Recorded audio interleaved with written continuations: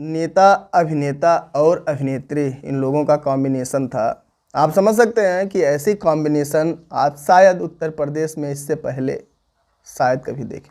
आखिर लोकसभा चुनाव में ऐसा क्या हो गया कि सलमान खान के विषय में अमर सिंह ने क्या बोल दिया और संजय दत्त की मौजूदगी में उस मंच पर अमर सिंह द्वारा क्या बोला गया कि वहाँ पे उपस्थित जितने मुस्लिम युवा थे और मुस्लिम लोग थे, उस बात का उनके दिल पर काफ़ी गहरा चोट पड़ता है। अब 2009 का लोकसभा चुनाव था। अखिलेश यादव 2 जगह से चुनाव लड़ते हैं। 2 जगह से चुनाव लड़ने के बाद वो जीत भी जाते हैं। 1 जगह की सीट उनको छोड़नी भी पड़ती है। अब ऐसे स्थिति में वो एक काम करते हैं जिसमें उनको उनके जो सलाहकार थे अमर सिंह, उनके द्वारा बताया गया कि इस मैदान में आप जिस मैदान से अपनी सीट छोड़ रहे हैं, यानी जीतने के बाद भी, वहाँ से आप अपने पत्नी को प्रत्याशी बनाइए। और उन्होंने अपने पत्नी को लोकसभा 2009 के चुनाव में जिस सीट को, यानी जिस लोकसभा सीट को छोड़े थे, वहाँ से अपने पत्नी को प्रत्याशी बनाते हैं।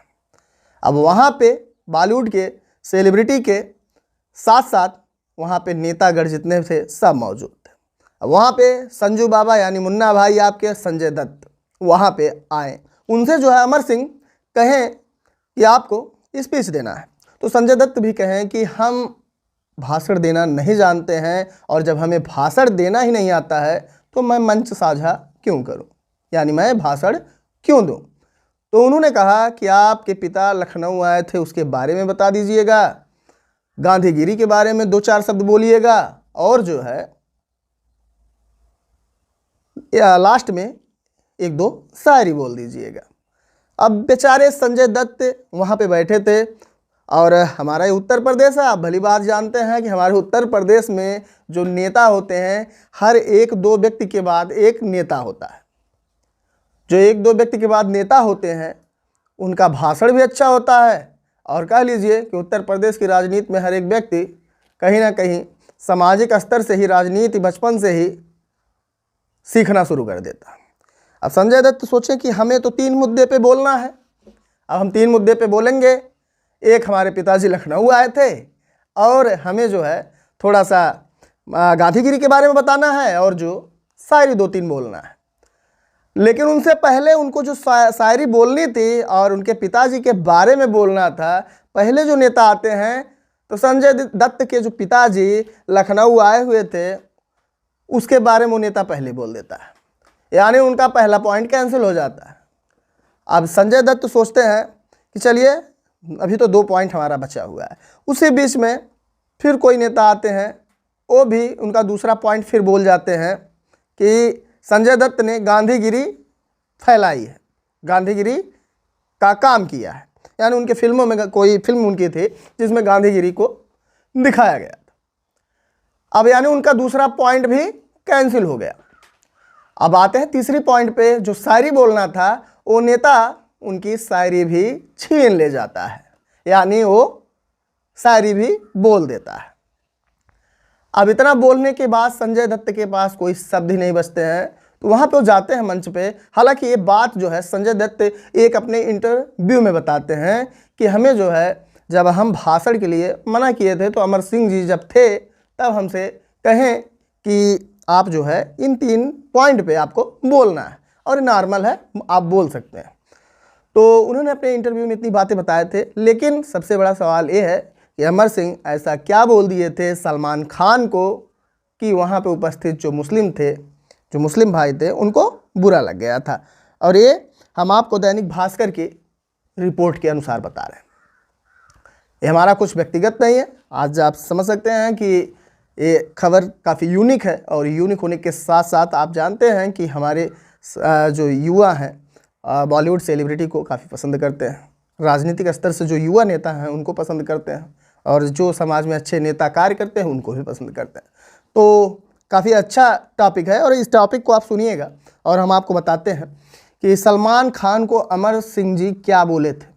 तो उस समय की स्थिति है जब मंच साझा किए थे और संजू यानी संजय संजय दत्त मंच साझा किए। मंच साझा में जब उनके कई पॉइंट खत्म हो गए तो कहें कि मैं यहाँ आपके साथ काम करने आया हूँ, आपके साथ कंधा मिला करके काम करूँगा और मैं यहाँ भाषण देने नहीं आया हूँ।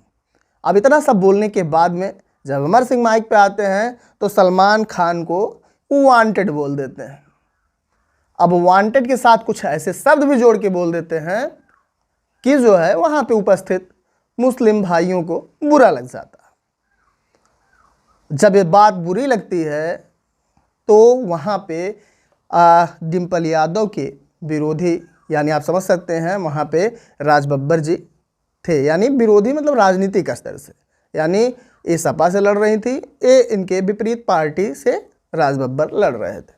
अब राज बब्बर चुनाव में सामने थे और डिम्पल यादव भी चुनाव में सामने थी, यानी डिम्पल यादव जी वर्सेस राज बब्बर जी, वहाँ पे चुनाव था।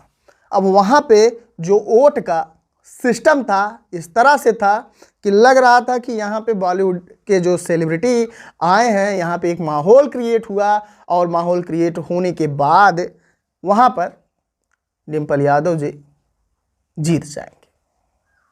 लेकिन जब वोट